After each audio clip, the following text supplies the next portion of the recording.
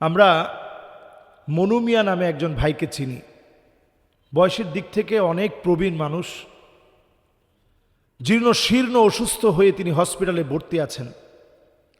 আমি আমার মসজিদের, বিশেষ করে আমার মিডিয়া কর্মীদেরকে নিয়ে এই লোকটার পাশে আমি নিজে দাঁড়াতে চাই, এবং যারা এই ভিডিও দেখবেন আপনাদের কারো কাছে যোগাযোগের কোনো নাম্বার থাকলে এটা দিলে ইনশাল্লাহ আমরা যোগাযোগ করব।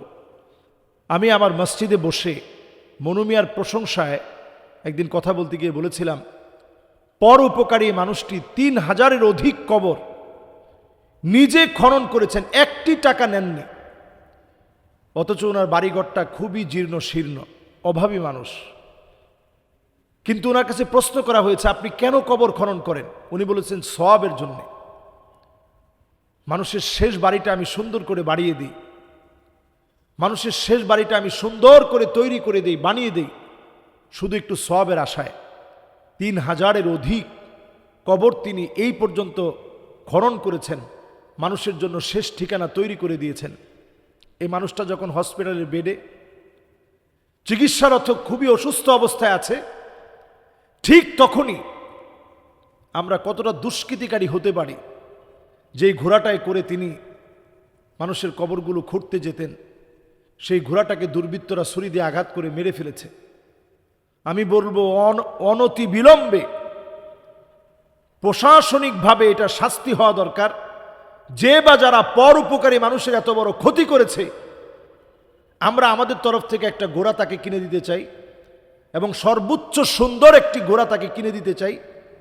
এই দায়িত্বটা অন্তত আমরা নিতে চাই। তার যিনি ভালোবেসে এই কবরগুলো খনন করেছেন, তার পাশে অন্তত এই বাহনটা দিয়ে আমরা দাঁড়াতে চাই, এবং আমরা পরিষ্কারভাবে বলবো, একটা প্রাণীকে যারা মেরে ফেলেছে হিংসার বশীভূত হয়ে, যেহেতু মনু মিয়া এখন ফেমাস হয়ে গেছে, সব মিডিয়া তার প্রশংসায় পঞ্চমুখ ছিল, এখন উনি যেই ঘোড়াটা দিয়ে পরিচিত হয়েছেন, ফেমাস হয়েছেন, অনেকে মনে করছেন যে এইটাকে মেরে ফেললে কবর খনন করে আমরা কিছু টাকা কামাবো, আর উনি তো এখন আর ফেমাস থাকবে না, অসুস্থ থেকে যদি সুস্থও হয়ে যায় তিনি আর হয়তো দাঁড়াতে পারবে না।